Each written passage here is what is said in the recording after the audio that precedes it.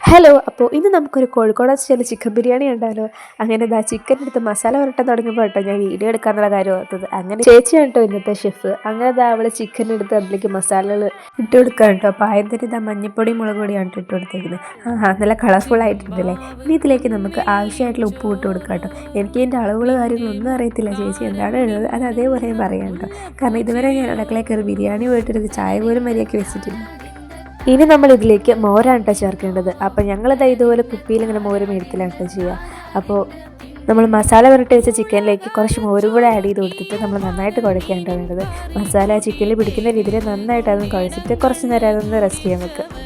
ഇനി നമുക്ക് ആവശ്യമായിട്ടുള്ളത് ഇഞ്ചി വെളുത്തുള്ളിയാണ് കേട്ടോ. ഇഞ്ചി വെളുത്തുള്ളിയും തോല് കളിക്കാനുള്ള ജോലി എനിക്കാണ് അവൾ തന്നത്. ഇനി വേണ്ടത് കുറച്ച് സവാളയാണ് കേട്ടോ. സവാള കുറച്ച് അധികം വേണം, കാരണം നമ്മൾ ചിക്കനിലേക്ക് ആവശ്യമുണ്ട്, ബിരിയാണി ഉണ്ടാക്കുമ്പോൾ അതിൽ റൈസിലേക്ക് ആവശ്യമുണ്ട്.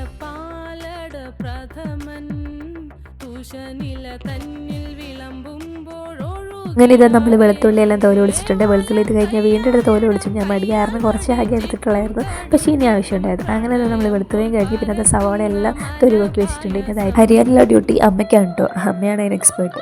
അത് കഴിഞ്ഞ് നമുക്ക് ആവശ്യമായിട്ടുള്ളത് ഒരു 5-6 തക്കാളിയാണ് കേട്ടോ. തക്കാളി ഇത്രയധികം വേണമായിരുന്നു എന്ന് ചോദിച്ചപ്പോൾ ഇത്രയധികം വേണമെന്നാണ് അവൾ പറഞ്ഞത്. അപ്പോൾ ഇത്രയും തക്കാളി നമ്മളിങ്ങനെ അരിഞ്ഞു കൊടുക്കാൻ കേട്ടോ വേണ്ടത്.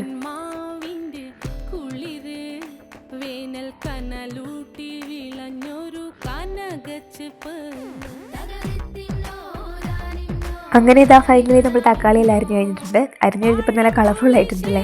ഇനി അടുത്തതായിട്ട് നമുക്ക് ആവശ്യമായിട്ടുള്ള പച്ചമുളകാണ്. പച്ചമുളക് ഒരു 3-4 ആവശ്യമായിട്ടുള്ളത്. ഇനി നമ്മൾ തൊലി കളഞ്ഞ് വെച്ച വെളുത്തുള്ളിയും ഇഞ്ചിയും കൂടെ മിക്സിയിലിട്ട് അരയ്ക്കാനാണ് വേണ്ടത്. പിന്നെ ഇപ്പം ഞാൻ കാണിക്കുന്നത് മസാലക്കൂട്ടെന്ന പേരിലുള്ള ഒരു പാക്കറ്റിലുള്ള സംഭവം കേട്ടോ. ഇതിവിടെ വാങ്ങാൻ കിട്ടുന്നതാണ്. അതായത് ഈ സംഭവങ്ങളെല്ലാം കൂടെ പൊടിച്ചിട്ടാണ് നമ്മൾ ബിരിയാണിക്ക് ഇടുന്ന മസാല എന്ന് പറയുന്നത്. അപ്പം നല്ല നാടനായിട്ട് നമ്മൾ പൊടിച്ചിടുമ്പോൾ അതിൻ്റെ ടേസ്റ്റ് വേറെ തന്നെ ആയിരിക്കും. അപ്പോൾ ആദ്യം തന്നെ ഈ സാധനങ്ങളെല്ലാം കൂടെ ചീഞ്ചട്ടിയിലിട്ടിട്ടൊന്ന് ചൂടാക്കി എടുത്തിട്ട് ശേഷമാണ് കേട്ടോ നമ്മളത് പൊടിച്ചെടുക്കേണ്ടത്. അപ്പോൾ ചീഞ്ചട്ടി എന്ന് കണ്ട് ആരും പേടിക്കണം, നല്ല പഴക്കമുള്ള ചീഞ്ചട്ടിയാണ്. അങ്ങനെ ചെറുതായിട്ടൊന്ന് ചൂടായി കഴിഞ്ഞപ്പോൾ നമ്മൾ മിക്സിയിലേക്ക് ഇട്ടൊന്ന് പൊടിച്ചെടുത്തിട്ടോ. ഇതുപോലെ ഇങ്ങനെ പൊടിയായിട്ട് വരും കേട്ടോ നമ്മുടെ മസാലക്കൂട്ട്. അങ്ങനെ നമ്മൾ സവാള എക്സ്പോർട്ട് എത്തിയിരിക്കുകയാണ് കേട്ടോ. അമ്മ കുടുകൂടാന്ന് സവാള അരിയാണ്. അമ്മ അരിയെ കണ്ടിട്ട് എൻ്റെ കണ്ടവിടെ നിന്ന് അറിയായിരുന്നു കേട്ടോ. അമ്മയ്ക്ക് പക്ഷേ അധികം നിറഞ്ഞിട്ടൊന്നുമില്ല. അങ്ങനെ ചേച്ചി തൊഴിൽ കളഞ്ഞ് വെച്ച് ഫുൾ സവാള അമ്മ അരിഞ്ഞു വെക്കുക കേട്ടോ. താനൊന്നും മിണ്ടാതിരിക്കണ്ട, ഈ വാർപ്പിന്റെ കോൺസെൻട്രേഷൻ പോണൊന്ന്. അപ്പോൾ ഇനി അടുത്തത് കുറച്ച് ഇല ഐറ്റങ്ങൾ ചേർക്കാൻ വേണ്ടത്. പൊതിനയും മല്ലിച്ചപ്പ് എന്ന് പറഞ്ഞ 2 ഇലകളാണ് കേട്ടോ. ഇത് കടയിൽ നിന്ന് ഒന്നിച്ച് തന്നുകൊണ്ട് തന്നെ നമ്മളത് വേർതിരിച്ച് മാറ്റാം കേട്ടോ. അപ്പോൾ മൊത്തത്തിൽ ഇത് നല്ല കളർഫുൾ ആയിരുന്നു ഇവിടെ കാണാനായിട്ട്. എല്ലായിടത്തും ഇങ്ങനെ അരിഞ്ഞെടുത്ത് വെച്ച് കാണാൻ ഒരു പ്രത്യേക ഭംഗിയുണ്ടായിരുന്നു. ഇനി നമുക്ക് അങ്ങനെ ഉണ്ടാക്കിയാൽ മതി. അപ്പോൾ ഇതാണ് നമ്മൾ ആദ്യമേ പുരട്ടി വെച്ച ചിക്കൻ നല്ല സെറ്റായിട്ടുണ്ട്. അപ്പോൾ ഇനി ആ സെറ്റായിട്ട് ഇരുന്ന ചിക്കൻ നമ്മളെടുത്ത് വറുക്കുക കേട്ടോ വേണം. നമ്മൾ ബിരിയാണിയിലേക്ക് യൂസ് ചെയ്യുന്നത് വറുത്തെടുത്ത ചിക്കനാണ് കേട്ടോ.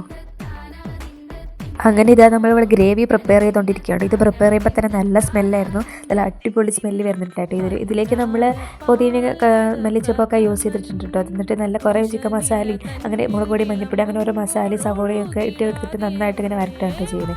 എന്നിട്ട് ഇതിലേക്ക് നമ്മൾ നേരത്തെ വറുത്ത് വെച്ച് ചിക്കൻ ആഡ് ചെയ്ത് കൊടുക്കുകയാണ് വേണ്ടത്. അപ്പോൾ നല്ല ഫ്രൈ ചെയ്ത ചിക്കനിലേക്ക് ഇട്ട് നല്ല സൂപ്പറായിട്ടുള്ള ടേസ്റ്റ് ആയിരിക്കും കേട്ടോ. അപ്പോൾ ആ ബിരിയാണിയിലേക്ക് നമ്മൾ യൂസ് ചെയ്യുന്നത് ഈ ഒരു അരിയാണ് കേട്ടോ. ഇതിൻ്റെ പേര് ഞാൻ പറഞ്ഞു, പക്ഷേ നല്ല മണമായിരുന്നു കേട്ടോ ഈ ഒരു അരിക്ക് എന്ന് പറഞ്ഞാൽ. നല്ല നമ്മൾ പ്രിപ്പയർ ചെയ്ത് കഴിയുമ്പോൾ തന്നെ നല്ലൊരു പ്രഭാതിരിക്കുന്ന സൈസ് അരിയാണ് കേട്ടോ. അപ്പോൾ അതാ നമ്മുടെ ചിക്കനെല്ലാം നമ്മൾ വറുത്ത് മാറ്റിയിട്ടുണ്ട്. ഓരോ റൗണ്ടായിട്ട് നമ്മൾ വറുക്കായിരുന്നു കേട്ടോ. അപ്പോൾ ഇതിനായിട്ട് ആവശ്യമുള്ള നെയ്യ് ഇവിടെ സെറ്റാക്കി വെച്ചിട്ടുണ്ട്. നെയ്യൊക്കെ നല്ലപോലെ ചിലവായിട്ടുണ്ടായിരുന്നു കേട്ടോ. നെയ്യൊക്കെ നമ്മൾ ലാവിഷായിട്ടാണ് ബിരിയാണിയിലൊക്കെ ഇട്ടിരിക്കുന്നത്. അങ്ങനെ നമ്മൾ റൈസ് അടുപ്പത്ത് വെച്ചിരുന്നു. അതിങ്ങനെ തിളച്ച് വരുന്നുണ്ട് കേട്ടോ. ഞാൻ റൈസ് അടുപ്പത്ത് വെക്കുന്ന ഷൂട്ടൊന്നും എടുത്തിട്ടില്ല, കാരണം ഞാൻ അമ്മനെ സഹായിക്കുമായിരുന്നു. അങ്ങനെ നമ്മുടെ ചിക്കൻ നല്ല അടിപൊളിയായിട്ട് സെറ്റായിട്ട് ഇരുന്നിട്ടുണ്ട് കേട്ടോ. എനിക്കിങ്ങനെ കണ്ടപ്പോൾ തന്നെ തിന്നാൻ തോന്നി, പക്ഷേ പറ്റില്ല, കാരണം നമ്മൾ ബിരിയാണിയിലേക്കുള്ളതാണ്. നമ്മൾ ആദ്യം മസാലയായിട്ട് പ്രിപ്പയർ ചെയ്ത് അതിലേക്ക് നമ്മൾ ഈ ഒരു വറുത്ത് വെച്ച ചിക്കൻ ഇട്ട് കൊടുക്കാട്ടോ വേണ്ടത്.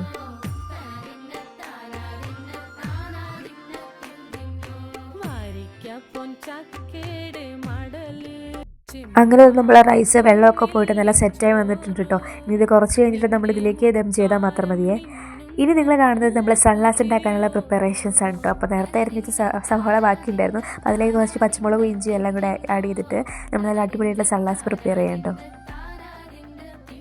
ഇനി നമ്മൾ നെയ്ച്ചോറിലേക്കുള്ള അണ്ടിപ്പരിപ്പ് മുന്തിരി വറുക്കാം കേട്ടോ. അണ്ടിപ്പരിപ്പ് മുന്തിരി എടുത്താൽ തന്നെ ഞാൻ എടുത്ത് തീർക്കും. അതുകൊണ്ട് തന്നെ ഞങ്ങൾ അതിലേക്ക് ഇടാനായപ്പോഴാണ് ഞങ്ങൾ അതെടുത്ത് വറുക്കുന്നത്. അങ്ങനെ അത് ആവശ്യമായിട്ടുള്ള നെയ്യാണ് ഞങ്ങൾ യൂസ് ചെയ്യുന്നത്. അതിലേക്ക് നമ്മൾ അണ്ടിപ്പരിപ്പ് മുന്തിരി നല്ലപോലെ കഴുകിയിട്ട് എന്നിട്ട് വറുത്തെടുക്കുക കേട്ടോ. അത് രണ്ടും കൂടെ സെപ്പറേറ്റ് ആയിട്ടാണ് ഞങ്ങൾ വറുത്തെടുക്കുന്നത്.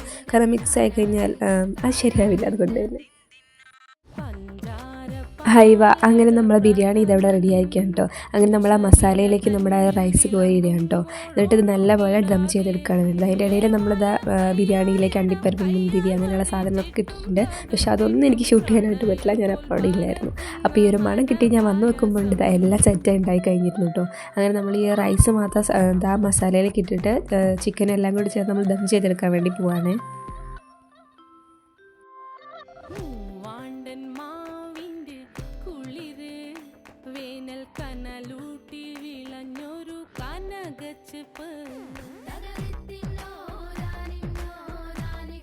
അതിൻ്റെ ഇടയിൽ കൂടെ ഇത് നമ്മൾ സള്ളാസിൻ്റെ പ്രിപ്പറേഷൻസ് നടന്നുകൊണ്ടിരിക്കുകയാണ് കേട്ടോ. നമ്മൾ മോരത ഒഴിച്ച് കൊടുക്കുകയാണ്. നേരത്തെ കാട്ടിയ കട്ടിമോരില്ലേ, അതാണ് നമ്മൾ യൂസ് ചെയ്യുന്നത്.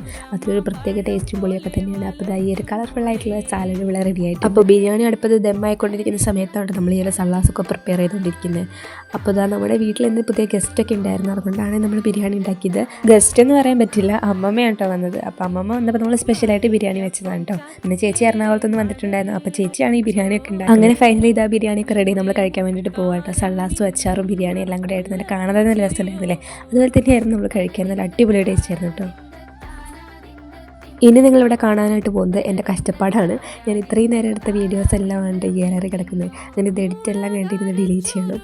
അപ്പോൾ ഞാൻ ഇത്രയും കഷ്ടപ്പെട്ട വീഡിയോ നിങ്ങൾക്ക് ഇഷ്ടപ്പെട്ടെങ്കിൽ ലൈക്ക് ചെയ്യുക ഗൈസ്, സപ്പോർട്ട് ചെയ്യുക. അപ്പോൾ ഇന്നത്തെ വീഡിയോ ഇത്രേ ഉള്ളൂ. Bye guys.